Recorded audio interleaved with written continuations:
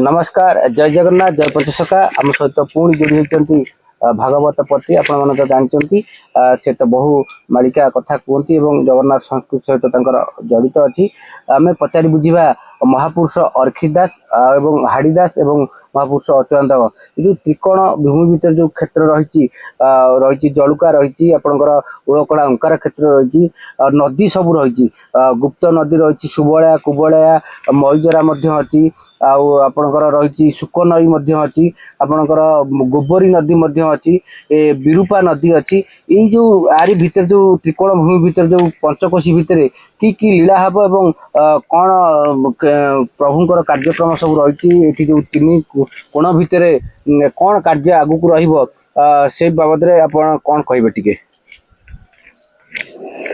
जय जगन्नाथ भद्रेश्वर ठारू तीर्थकूल भद्रेश्वर जो एठी महालिंग अच्छा भद्रेश्वर पीठरे जो बापसा बलद अच्छा जो 108 घागुड़ी अच्छी आपड़ जानी बारंबार आपण जदि गणना करती आपण 108 केबेले संपूर्ण करें ना जिते बेले गणिबे निश्चित भाव में गोटे उणा हम कि गोटे अधिक हम भद्रेश्वर क्षेत्र श्रीक्षेत्र को आपणकर बाट अच्छी भद्रेश्वर ठारू तीर्थकूल ये हूँ ओलकणापुर आपण जानी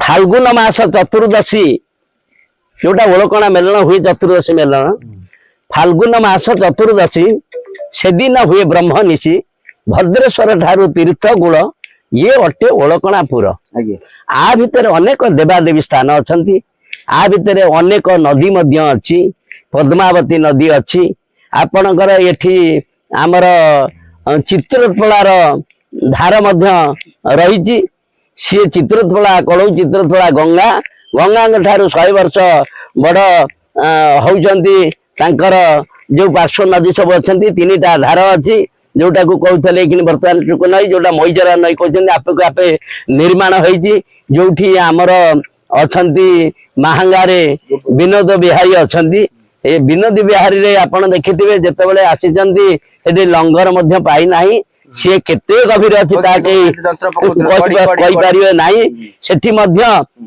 जो पार्श्व सखी थे तादर गोटे सखी गुप्त होती से नदी गर्भ को जाइए से गर्भे अच्छा से क्षेत्र अच्छी से गर्भे बर्तमान अच्छा मंदिर अच्छी पूर्व काल आम शुणुलु बापा जेजे ठारू गोटे लिखी देकरी कागज पकईदे तुम जो आवश्यक पदार्थ सी आसिकी भासिकी से मईजरा कूल लगुला नहीं लोक कम लगे जरिया नदी जहाँ कहते नहीं पुणी यथास्थान दौले उदा कालक्रम लोक सब रखीदे ये कले ना बोलिकी सी पूरा बर्तमान बंद हो जाए से कार्यक्रम से हौ ना तेणु भद्रेश्वर तीर्थकूल आ गोटे कथा मुझे कहूँ जे श्रीक्षेत्र ठारू जाजपुर पर्यंत आ भीतर एक विराट शरीर अच्छी श्रीक्षेत्र जाजपुर तेणु महापुरुष प्रणाम कर पिंड ब्रह्मांड एकमता को जानते सुज्ञानी पंडित पाद जाजपुर आंठुओल कणा असुरेश्वर गुने कटी जे कहटक मस्तक श्री क्षेत्र जानू जे जो बरा घाई या मध्य जेते जेते खेल हेब रामचंद्र शुण तु यहीटा ही प्रकृत क्षेत्र विरोधा क्षेत्र पाखरु श्रीक्षेत्र आपण देखु ये पाख आमर रहा महापुरुष अर्घित दास रहिले हरिदास रहिले सेठी सखी बट रहा सेठी आम जाइलु जो पारादीप रहा पारादीप बट नहीं रतन बट नुह गोटा बट उदय बट तेणु महापुरुष प्रमाण उदय बटर ठाबरू कड़ी उदय हेब अनाहत ध्वनि शब्दे तीन पुर कंबिब चारिदिगे अवगत माने से ताबे होइब ताब सतिया बटर महिमा दिने प्रकाश हेब कहले जामला नदीर झारती पद्मा पोखरी ज्ञात जन्म होइबे आपणे प्रभु श्री जगन्नाथ ଝାଡ଼ଖଣ୍ଡଗିରି ଗୁମ୍ଫାରେ ପ୍ରଭୁଙ୍କର ସେ ଠାବ ଝଲମଲ ଜ୍ୟୋତି ବାହାରେ ଲୀଳା ପ୍ରକାଶ ହେବ। ସେ ସମୟରେ ପ୍ରଭୁ କଣ କରିବେ ନା ନିଜେ ସ୍ୱୟଂ ଲେଖିଛନ୍ତି ତାକୁ ନାରାୟଣ ସ୍ୱୟଂ ଜନ୍ମ ନର ଦେହରେ ଗୋପ୍ୟ ନୀଳା ବେଳକୁ ସେ ହୋଇବେ ନୀଳ ଧବଳ ରୂପ ଟଳିବ ନାହିଁ ଏ କଥା ନିଶ୍ଚୟ ହୋଇବ ଦିନେ ସାକ୍ଷୀ ରହିଛନ୍ତି ଭରସା କରି ଭକ୍ତ ମାନେ ଆକୁ ଠିକ କରି କହି ଅମରାବତୀ ପୂର୍ବ କୋଣର ସାରି କରି କରିଦେଲେ ସାରି କରି କହିଦେଲେ ଯେ ହରିଦାସ କୁମାର। ଆପଣ ଏବେ ଯଜ୍ଞ ହଉଥିଲା ରାମେଶ୍ୱରରେ ଯଜ୍ଞ ହଉଥିଲା ଜଳକା ପାଖରେ। ତେଣୁ ସେଠି ଛତିଆକୁ ବି କଳାଗିରି ଆପଣଙ୍କର କିଛି ପ୍ରମାଣ କରିଛନ୍ତି।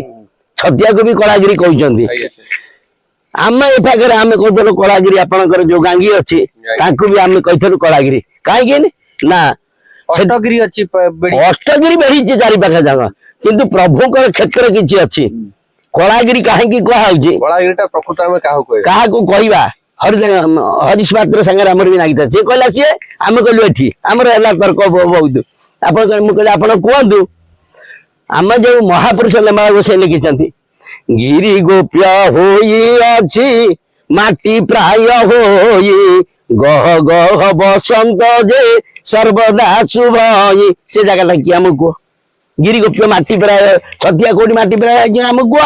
ଗିରି ଗୋପ୍ୟ ହୋଇଅଛି ମାଟି ପ୍ରାୟ ହୋଇ ଗହ ଗହ ବସନ୍ତ ଯେ ସର୍ବଦା ଶୁଭ ସେ ସ୍ଥାନ କୋଉଠି ତାକୁ ବି ପ୍ରମାଣ କରିଛନ୍ତି। କ୍ଷୀର ନଦୀ ଦକ୍ଷିଣରେ ନିଗ ନାମେ ଦେଶ ଖଞ୍ଜିଛି ଦାତା ପଶ୍ଚିମେ ନିଗମ ମହେଶ ଖ୍ୟାତବଟ ଗୁପ୍ତଚର ପୂର୍ବ ଭାଗେ ଉଦେ କ୍ଷମେ କହିଲେ ଅଚ୍ୟୁତ ଗୀତ ପଦ ଛନ୍ଦେ। ଆମେ ମୁହଁରୁ କହିବାକୁ ତେଣୁ ତାହେଲେ ଆମକୁ କୁହ ଆପଣ ଆଷ୍ଟ୍ରୋଲୋଜି କହିଲେ ଆମେ କହିଲେ ମାନି ନେବୁ। ଆମେ ବା କହୁଛୁ ଆପଣ କହୁଛନ୍ତି ଛତିଆ ଆମେ କହୁଛୁ ଗାଙ୍ଗି। କୁହ କୋଉଟା ଠିକ ହବ କିଛି ସିଦ୍ଧାନ୍ତ ହେଇପାରିଲାନି। ସିଏ ଆମ ସାଙ୍ଗରେ ସବୁ ସେତେବେଳେ ଥିଲେ ସେତେବେଳେ ଆପଣ ଯୋଉଟା କହିଲେ ଏଇ ଯୋଉ ନଦୀ ସବୁ ଅଛି ସୁବଳୟା କୁବଳୟା ମଇଜରା ସୁକ ନଈ ଆପଣଙ୍କର ଗୋବରୀ ନଈ ଜରିଆ ନଈ ଏଇ ଯୋଉ ନଦୀ ମାନଙ୍କରେ ପ୍ରତ୍ୟେକ ବାଙ୍କେରେ ମଧ୍ୟ ରହିଛି ପ୍ରତ୍ୟେକ ପୀଠ ରହିଛି ଗୁପ୍ତ ପୀଠ ପରିପ୍ରକାଶ ସମୟ ଆସିଗଲାଣି ଏବଂ 2026ରୁ ମଧ୍ୟ ବୋଧ ହୁଏ ଆହୁରି ଗୁପ୍ତ ପୀଠ ସବୁ ଆହୁରି ବାହାରିବ ଏବଂ ତାଙ୍କର ନୀଳାଖେଳା ହବ। ଯେହେତୁ କଳିର ଶେଷ ପର୍ଯ୍ୟାୟ ଜଣା ପଡୁଛି ଧୀରେ ଧୀରେ ଆଭାସ ଜଣା ପଡୁଛି ଆପଣଙ୍କର ମହାପୁରୁଷ ମାନଙ୍କର ଲେଖା ମଧ୍ୟ ସତ୍ୟତା ପ୍ରକାଶ ପାଉଛି। ତାହା କଣ କହିବେ ଯୋଉ ଗୋବରୀ ନଦୀରେ କି ନୀଳା ହବ ଏଇ ସବୁ ନଦୀ ମାନଙ୍କର ଯୋଉ ଅଛି ଆପଣଙ୍କର ରେଣ୍ଟା ଜଙ୍ଗଲରେ ଯୋଉ ଅଛି କାଳନ୍ଦୀ ହ୍ରଦ ଅଛି କୁହାଯାଏ ସେଠି ମଧ୍ୟ ମଇଜରା ଆସିଛି ଆଉ ସୁକ ନଦୀ ତ୍ରିବେଣୀଶ୍ୱର ଠାରୁ ଆସିଛି ଆପଣଙ୍କର ମଇଜରା ଏଇ ବାଟ ଦେଇ ଏରକଣା ଦେଇ ଯୋଉ ଯାଇଛି ଏଇ ଫଳକରେ ଆପଣଙ୍କର ଯୋଉ ଅଛି ଗୌଡ଼ ଗୋପ ଠାରୁ ଯୋଉ ପୀଠ ସେଠି ଅଛି ଏଇ ଯୋଉ ପୀଠ ବାଟ ଆପଣଙ୍କର କଣ ସବୁ ଲୀଳା ହବ ଗୋବରୀ ଠାରୁ ଆପଣ ଦେଖନ୍ତୁ ତ୍ରିବେଣୀଶ୍ୱର ତ୍ରିବେଣୀଶ୍ୱର ପାଖରେ ଆମେ ଆଗରୁ ପୂର୍ବରୁ ଖବର ପାଇଛୁ ସେଠି ସୁତାଣୀ ବନ୍ଧ ଅଛି ଘାଇ ଭାଙ୍ଗି ବୋଲି ତାର ପ୍ରମାଣ ଥିଲେ। ସେ ତ୍ରିବେଣୀଶ୍ୱର ଯୋଉ ଲିଙ୍ଗ ଅଛନ୍ତି ଆପଣଙ୍କର ଏଠି ଗଙ୍ଗେଶ୍ୱର ଲିଙ୍ଗ ଅଛନ୍ତି ସେ କାହିଁ ନା ଯେତେବେଳେ କନ୍ଦରାସୁରକୁ ବଧ କଲେ ବଳଦେବ ଜୀଉ କନ୍ଦରାସୁର ମହାପ୍ରତାପୀ କନ୍ଦରାସୁରକୁ ମାରି ପାରିଲେ ନାହିଁ ସେ ଅଷ୍ଟଶମ୍ଭୁକୁ ଜାଗ୍ରତ କଲେ। ଅଷ୍ଟଶମ୍ଭୁ ତାଙ୍କୁ ମାରି ବସିଲେ ମାରି ବସି ତାଙ୍କୁ ବିନାଶ କରିଛନ୍ତି ନହେଲେ ବଳଦେବ ଜୀଉ ପାରିନଥାନ୍ତେ। ନିଜେ ସେ ସ୍ୱୟଂ ବଳଦେବ ଜୀଉ ଯେ ଦେଖନ୍ତୁ ସିଏ ହଉଛନ୍ତି କଣ ନା ସପ୍ତଫଣୀ କେବଳ ବଳଦେବ ଜୀଉଙ୍କ ଉପରେ ଅଛି ଅନନ୍ତ ଅନନ୍ତ କେହି ନାହାନ୍ତି ଅନନ୍ତ ମୂର୍ତ୍ତି ମହାପୁରୁଷ ଲେଖିଛନ୍ତି ଶେଷକୁ ଯେ ଅନନ୍ତ ରାଜା ହେବେ ଅନନ୍ତ ରାଜା ହେବେ ବୋଲି ଲେଖିଛନ୍ତି। ବଳଦେବ ହେବେ ରାଜା କାହ୍ନୁ ପରିଚାର ବସିବ ସୁଧର୍ମା ସଭା ଯାଜନ ଅଗ୍ରସାର ବିନା ବାଇ ନାରଦ ଯେ ସେ ସ୍ଥାନେ ମିଳିବେ ବ୍ରହ୍ମା ବେଦ ପଢୁଥିବେ ବ୍ରହ୍ମା କେହି ନ ଚିହ୍ନିବେ। ସେବେଳେ ହେଇନି ସେବେଳେ ଆସିବ ନିଶ୍ଚିତ ଆସିବ ସମୟ ଉପରେ ତ ହବାକୁ ଯାଉଛି ମାନେ ହବ ନିକଟ ହବନି ବୋଲିକି ଆମେ କହିପାରିବାନି ହବ 26ରେ ବି ହବ। ଆପଣ ଦେଖନ୍ତୁ ବଳଦେବ ଜୀଉଙ୍କ ପାଖରୁ ଆମର ଓଳାଶୁଣି ପର୍ଯ୍ୟନ୍ତ ଆଗେ କଣ ଜୁହାର ଆସୁଥିଲା ଓଳାଶୁଣି ପର୍ଯ୍ୟନ୍ତ ଜୁହାର ଆସୁଥିଲା ଏବେ ସେ ବନ୍ଦ ହେଇଛି ବେଳେ ବେଳେ ଆସୁଥିବ ଯେତେବେଳେ ପାଣି ଅଧିକା ହଉଛି ଜୁଆର ଆପଣ ଲକ୍ଷ୍ୟ କରିବେ ସେ ଜୁଆରଟା ଆସୁଛି ଉଜାଣି ବହିବ ଯୋଉ କୁହାହେଇଥିଲା। ହଁ ଆଚ୍ଛା ଏ ଯୋଉ ନଦୀ କଥା କୁହାହେଲା ଯୋଉ ସୁବଳା ମହାଗୋପ ଆପଣଙ୍କର ଯୋଉ ବିରୂପା ଆପଣଙ୍କର ଗୋବରୀ ଏଇ ଯୋଉ ମଇଜରା ଏଇ ସବୁ କ୍ଷେତ୍ରରେ କୋଉ କୋଉ ସ୍ଥାନ ସବୁ ଗୁପ୍ତ ପୀଠ ଏଠି ଅଛି ବହୁତ ଗୁପ୍ତ ସ୍ଥାନ ଅଛି, ସେସବୁ ନାଁ ବହୁତ କୁହନ୍ତୁ। ଦେବାଳୟ ସ୍ଥାନ ଅଛି। ଆପଣ ଦେଖନ୍ତୁ ଏଇଠୁ ଆପଣ ଯୋଉ ଓଳକଣା ଯାଉଛନ୍ତି, ଓଳକଣାକୁ 3ଟା। ଆପଣ ଦେଖନ୍ତୁ ଲଳିତଗିରି ବାଟ ଗୋଟେ ଅଛି, ଲଳିତଗିରି ବାଟରେ ଆମର ଅଖରପଡାଠୁ ଯୋଉ ଠାକୁର ସବୁ ଏପଟରେ ଆସୁଛନ୍ତି, ଏପଟରେ ଆପଣ ଦେଖନ୍ତୁ ବଜାର ମଠ, ପଞ୍ଚୁପାଣ୍ଡବ ଆଗକୁ ବଜାର ମଠ, ବଜାର ମଠ ସବୁ ଡିବି ଲଗେଇକି ଆସିବେ ଲାଷ୍ଟରେ ଯୋଗୀ ତୋଟା ପାଖରେ। ଯୋଗୀ ତୋଟା ପାଖକୁ ଆଉ ସିଏ ସେଠୁ ଆସୁଛନ୍ତି, ତେଣୁ ସେ ଧାଡ ତାଙ୍କର ଆସୁଛି। ଏ ପାଖରେ ବାଲିଆ ବୋଧେ କରିମୂଳୁ ଫରିମୂଳୁ ଏପଟର ଠାକୁର ସେମାନେ ସବୁ ଯାଉଛନ୍ତି। ଇଏ ଏଠୁ ଭଦ୍ରେଶ୍ୱର ଠାରୁ ଯାଉଛନ୍ତି। ଇଏ କଣ ତିନିଟା ବାଟ ଓଳକଣାର ବା 3ଟା ବାଟ ହେଇଛି ପଡିଆରେ ସେ 3ଟା ସବୁ ବାଟ ହେଇଛି। ତ୍ରିକୋଣ ଭୂମି ପା ସେଥିପାଇଁ ହେଇଛି। ଆଚ୍ଛା ଆପଣଙ୍କର ଯୋଉ ଅଛି ଧାର ବିଷୟ ତ୍ରିବେଣୀ 3 ଧାର ବହୁଛି ନିରନ୍ତର। ଆପଣଙ୍କର ଯୋଉ ଅଛି ବାରମ୍ବାର ଘାଇ ହଉଛି ଆପଣଙ୍କର ପାଗା ଗୋପୀନାଥପୁରର ଠିକ ତ୍ରିବେଣୀଶ୍ୱର ମହାଦେବଙ୍କ ସେଇ ଆଗକୁ ଘାଇ ପା ସେ ଫିଟିଯିବ। ଘାଇ କେବଳ ଫୁଟୁଛି ଯେତେ ସରକାର ବନ୍ଧ ବାନ୍ଧୁଛି ତାକୁ କେହି ଆକଳନ ସମସ୍ତେ କହୁଛନ୍ତି କିଏ ମୂଷା ତାଡି ଦଉଛି ଆରଡି ନାଇଁ, ବିଭାଗ ନାଇଁ। ଦଉଛି ଇରିଗେସନ କୁ ମାନେ ଦୋଷାରୋପ ଇରିଗେସନ ଦଉଛି ଆରଡି କି କିନ୍ତୁ ପ୍ରକୃତ ସତ୍ୟ ସେ କଥା କେହି ହେଇପାରୁନି। ବୁଝି ପାରୁନାହାନ୍ତି। ସେ ଯେତେ ସେଠି କାମ 3ଟି କରୁଥିବ। ଘାଇ ହବ ବିରୂପା ଯୋଉ ଅଛି ଆପଣଙ୍କର ହନୁମନ୍ତେଶ୍ୱର ରାମେଶ୍ୱର ସେଠୁ ଘାଇ ହେଇ ହେଇ ଆସିକି ତ୍ରିବେଣୀଶ୍ୱର ମିଶିବ ତ୍ରିବେଣୀଶ୍ୱରରୁ 3ଟା ଧାରା ହବ ସେ କଥା କେହି ବୁଝେ ଆପଣଙ୍କର ଜରିଆ ନଦୀର ଠିକ ଆପଣଙ୍କର ବିନୋଦୀ ବିହାରର ଯୋଉ ଉପର ମୁଣ୍ଡରେ ଗୋଟେ ନାଳ ଅଛି ସେଠି ମଧ୍ୟ ଯେତେ ବନ୍ଧେଲେ ହଉନି ସେଇ ବାଟ ଦେଇକି ଆସିବ ମିଶିଛି ଜରିଆରେ ସେ କେହି ବୁଝି ପାରୁନାହାନ୍ତି। ଆଚ୍ଛା ଆପଣଙ୍କର ଗୋବରୀରେ କଣ ଲୀଳା ହବ ସବୁ ମତେ ଟିକେ କୁହନ୍ତୁ।